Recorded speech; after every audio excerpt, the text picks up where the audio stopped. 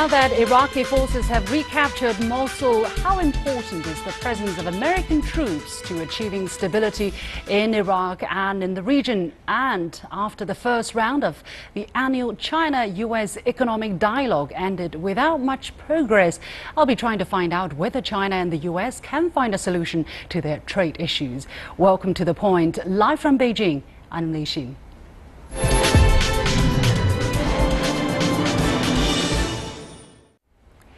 Welcome to day 3 of our 4-part series on anti-terrorism, and today our focus is on Iraq.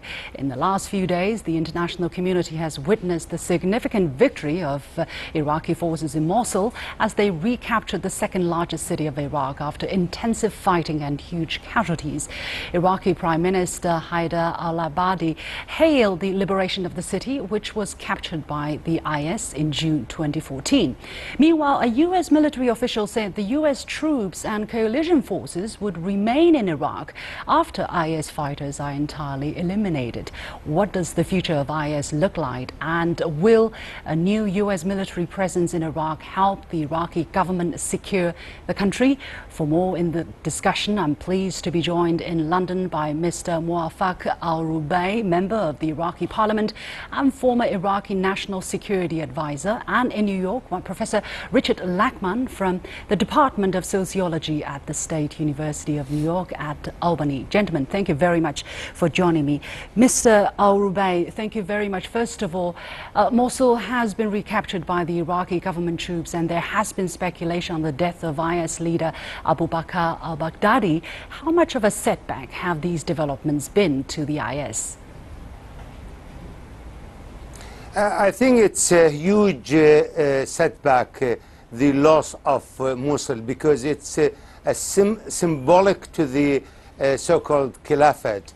And Abu Bakr al-Baghdadi has announced his Caliphate 3 years ago from the very city which we have liberated a couple of weeks ago. So I believe it has a huge symbolic effect and a huge demoralizing effect as well on the IS fighters in other parts of Iraq and in Syria as well, because the legitimacy of this so-called Islamic State is it has occupied some territory, so it holds territory, and it's the allegiance of the people under their control to Abu Bakr al-Baghdadi. Two things: territory and allegiance. And these two are now shaken. These are not, they cannot, Abu Bakr al-Baghdadi, if he is still alive, cannot justify to his people that he is still Khalifa. So I think it's a huge demoralizing effect. Professor Lackman, what is your take on the recent development, especially the controversy or the so-called mystery surrounding the fate of Baghdadi, whether or not he is dead or in hiding? Do you think the high days of IS is gone anyways? Well, it's certainly gone as a group that holds territory, but they continue to have international networks and will probably be able to continue to launch attacks in Europe and perhaps elsewhere in the world. So they're not going to disappear. I think it's a mistake to put too much emphasis on whether a particular leader has been killed or not. The US has announced again and again the number 1, the number 2, the number 3, and IS has been killed, and it doesn't seem to make any difference. I mean, I think it's much more likely that when the top leaders get killed, this provides upward mobility in the organization, and younger, more aggressive, and perhaps more innovative leaders can rise to the top. So killing the people at the top, I don't think, is a significant accomplishment, but taking back territory is. Mr. al-Rubai, the Iraqi government, its military forces and the general public have gained a stronger position in their fight against IS anyway, despite the fate of Baghdadi. In your opinion, what would specific measures and anti-terrorism strategies are likely to be adopted by the Iraqi government in the fight against possible IS resurgence in the future? We can claim a military victory now, but not security victory, if you like. We need to do a lot of economic measures to inject cash in the local economy to generate some employment. We need as well to do a lot of work in political landscape and do a lot of work in the ideology, because this is an ideological challenge, and they will re-emerge somewhere either in Iraq or in Syria or in the neighbor, or even in Turkey or in Saudi Arabia. So until and unless we declare regional war against terrorism, we need to declare global war against terror. This is not a military victory. This is not security military only. This is not economic measures we take only. This is not political inclusion only. This is an ideological challenge, and it will mushroom somewhere, and it will resurge one way or another, either in Iraq or in the neighboring country. So, Professor, because the ideology is there. Sure. Professor Lachman, now the US military has said that US troops and coalition forces will likely to remain in Iraq to avoid the mistakes of the Obama administration. For the country of Iraq, is this going to be an effective measure to secure stability in that country? I don't think so. When the US had over 100,000 troops there, they weren't able to secure the country. So with the few thousand they have, that won't certainly work. I mean, definitely the US can supply sophisticated aircraft and other sort of weaponry, and troops are skilled in using that to help win battles, but that's not going to make a difference in the much broader sort of struggle that our other guests talked about, the ideological struggle, the economic struggle. That is something that only the Iraqi government will be able to do, and the US, despite its development of counterinsurgency strategies, hasn't been very good at accomplishing. Mr. Arubai, what is your take on this? I mean, currently, as Professor Lachman said, there are about 7,000 US troops in Iraq that were sent to Iraq since 2014 to fight the IS. What would be the difference between their presence with the previous ones? I can't agree more with Professor Lachman.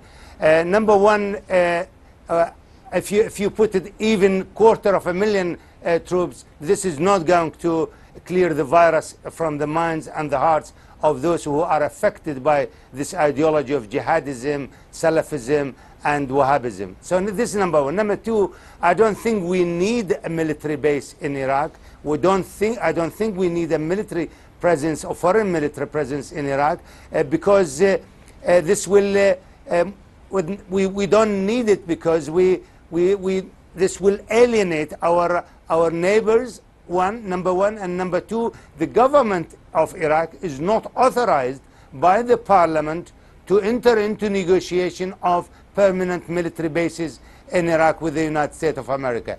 According to the strategic framework agreement, which we have signed, and I was the national security advisor then, we have signed with the United States of America at the end of 2008. According to that, there is no military bases. What we need from the United States of America, we need a military training, and we need intelligence capacity building. That's what we need. We don't need anything else.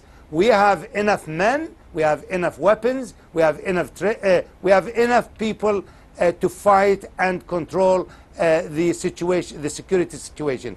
What we need from the United States of America, we need military equipment and weapons, we need training, and we need intelligence sharing and intelligence capacity building. Yeah, Professor Lachman, let's talk about the difficulty or the kind of support or opposition the US government might face in the home front. For instance, let's not forget the huge difficulty the Obama administration had to pull troops totally out of Iraq. At the height of the surge of US forces in 2007, there were 170,000 troops in Iraq, and it took until 2011 before they were completely withdrawn from the country. Is the US likely to be bogged down in a similar situation?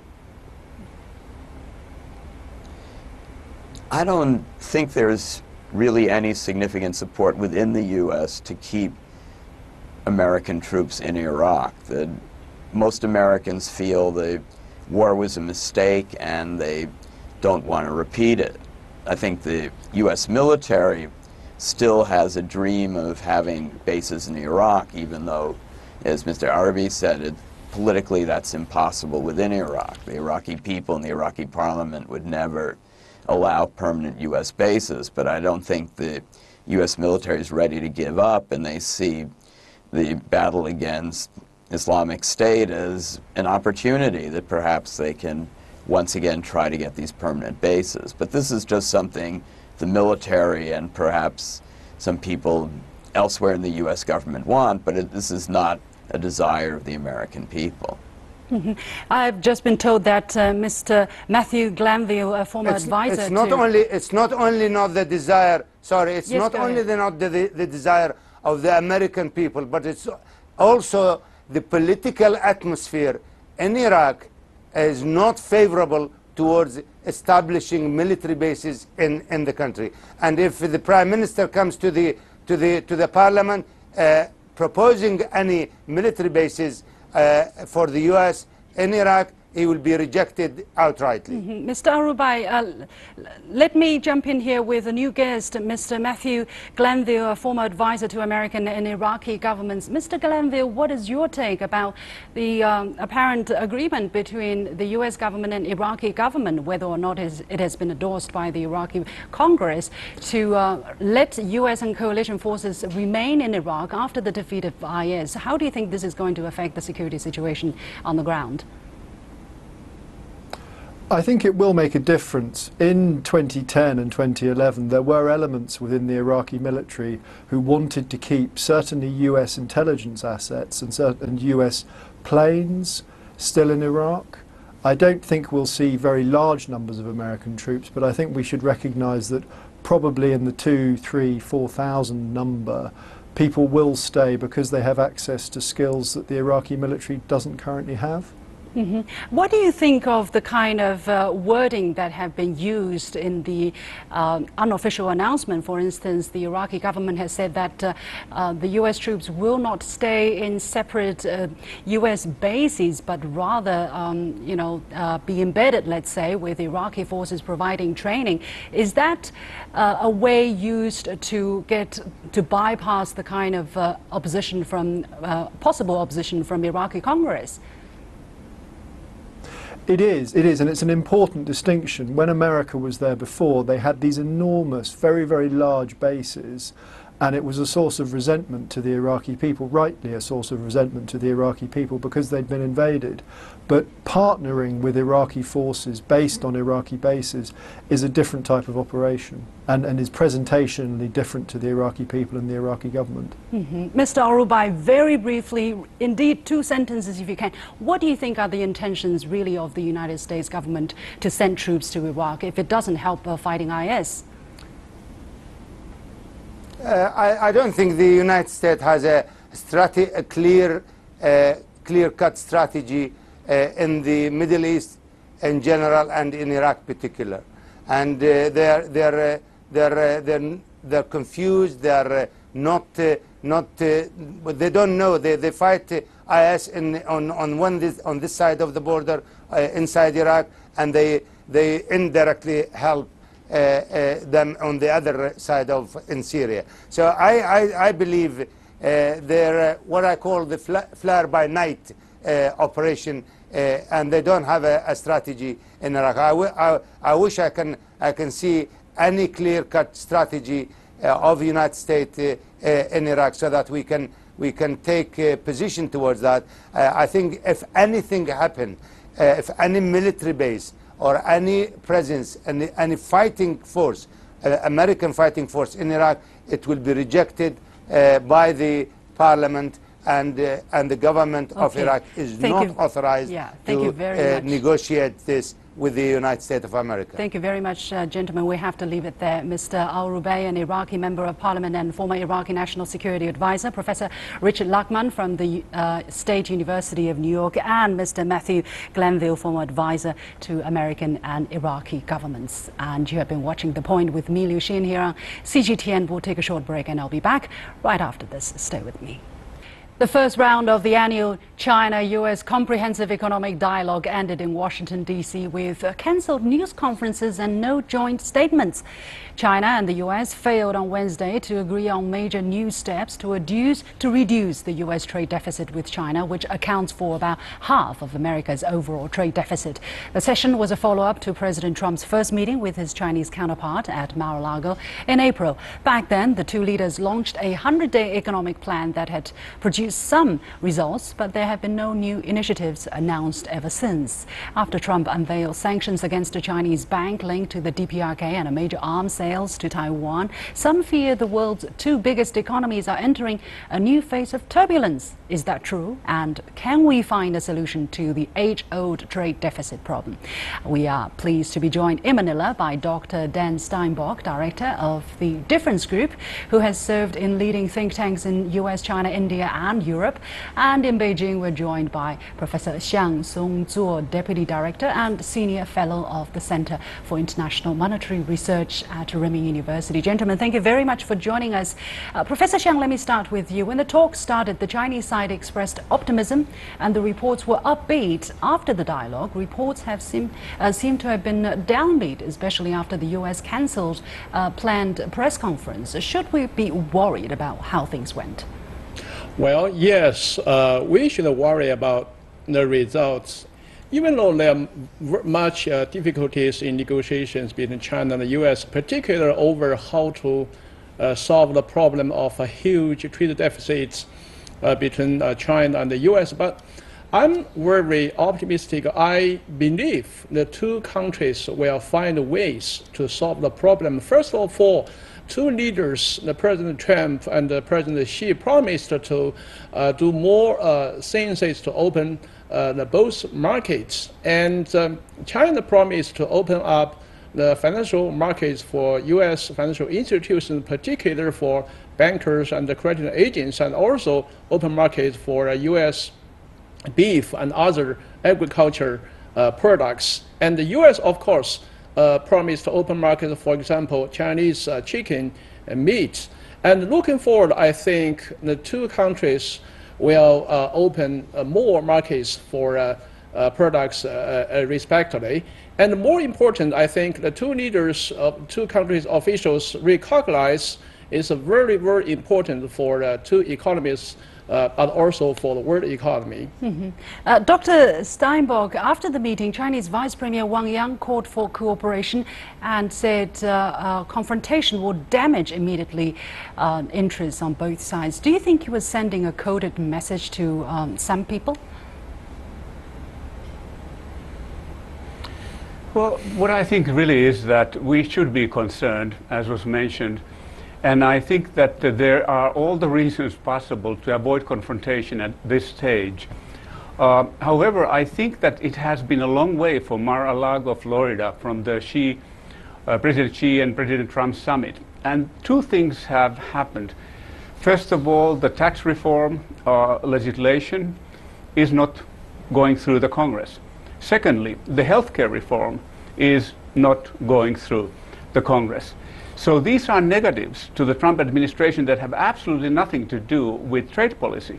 However, there are external reasons to appear tough, to use very strong measures to signal at this point. And that is that the NAFTA talks, the North American Free Trade Agreement talks, will start relatively soon. So I think that these aspects figured a little bit in what we have seen so far, a fairly tough beginning for these talks. After all, we haven't seen this kind of an ending for the economic dialogue for years, perhaps ever, really. Yeah, indeed, it's quite a surprise. Now, Dr. Steinbock, U.S. calls for a fair and balanced economic relationship between the U.S. and China and says imbalances are caused by Beijing's interventions in the Chinese economy. Do you agree with that assessment? And if so, or if not, why?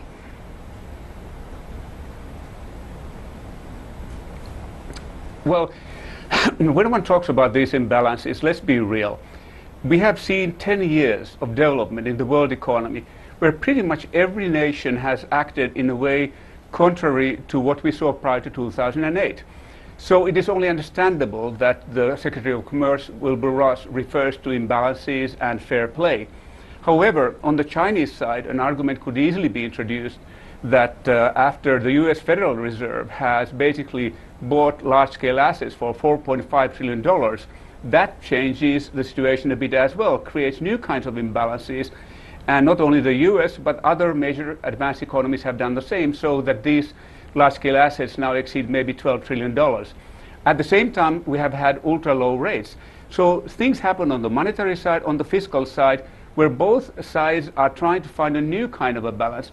I think that the resort to terms like fair play and a leveled playing field, they are relatively futile. They are political realities, but they do not correspond to economic realities, which are far more complex.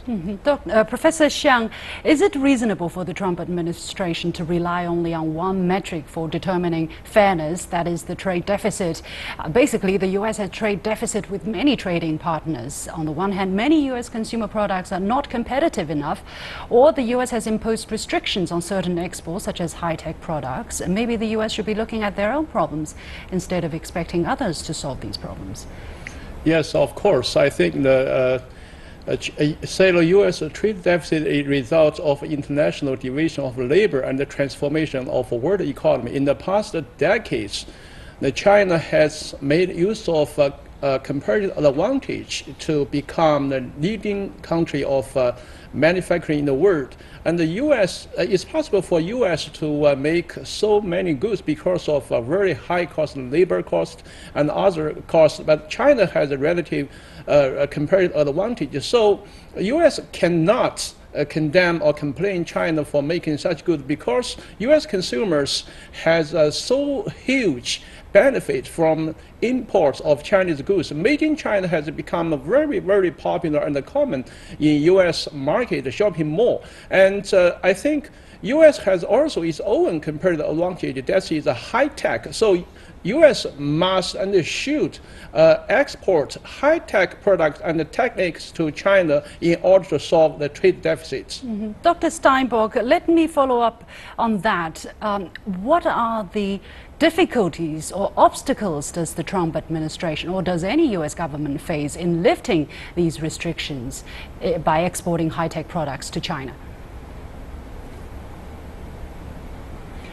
I think that the stated argument on the US side has been for a very long time that these so-called dual-use technologies could constitute under some conditions a national security threat.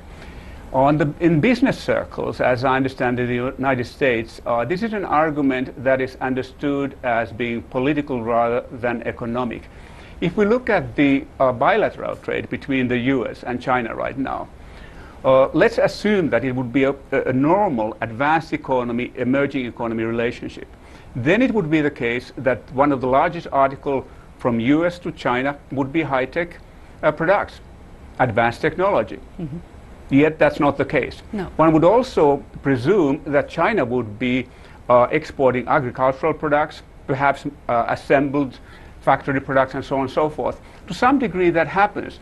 But the truth of the matter is that one of the largest items that the US is exporting to China are soybeans. Now, China has certain problems with some agricultural products, but and simply can't take genetically manufactured products very easily. Europeans agree on this.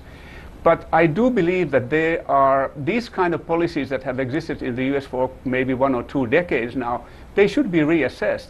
China is already in a very different stage than where it was 10 years ago. It's becoming very innovative. Huawei is becoming comparable to, say, a company like Apple, even in the smartphone space. So ultimately, this kind of a policy will work also against America and against the national security argument. Yeah, well, Professor Xiang, China has said that both sides have agreed that the way to reduce trade deficit between the two is to increase U.S. exports to China instead of reducing Chinese exports to the U.S. What opportunities lie in there for which sectors, but what are also some of the challenges? Well, there are many fields of opening markets for both countries. First of all, China, I think, will open gradually agriculture markets for U.S. agriculture exporters. And the U.S. I think U.S. should open more markets for exporting, for example, oil products and high-tech products. And of course, U.S. has a surplus, trade surplus of service. So I think China will open markets for U.S. service industries, and by all these ways, I think the trade deficit will reduce gradually, but it's not possible to reduce so huge trade deficit in 1 year or even several years. It takes time because China now has also relative advantage in all this labor-intensive industry, and the U.S. has advantage in high-tech. So I think it takes time to reduce deficit gradually, not 1 year or 2 years. But people in the U.S. want to see results instantly. Dr. Steinberg, in 20 seconds, please. Trump on Wednesday said he's considering imposing tariffs on other restrictions on imports of steel and aluminum. He also signaled the steel tariffs could be focused on China. What is your take on the possibilities of he really taking these actions, and what could be the consequences? 20 seconds if you can. Well, to put it very shortly, I think that in the short term I'm a pessimist, in the long term I'm an optimist. I think that, for instance, the talks about bilateral investment treaty will proceed over time, but this is a particularly difficult moment. I cannot see that the US would opt to the direction that led to the Smooth-Hawley Tariff Act of 1930, which paved the way for the Great Depression and which paved the way or contributed to the Second World War.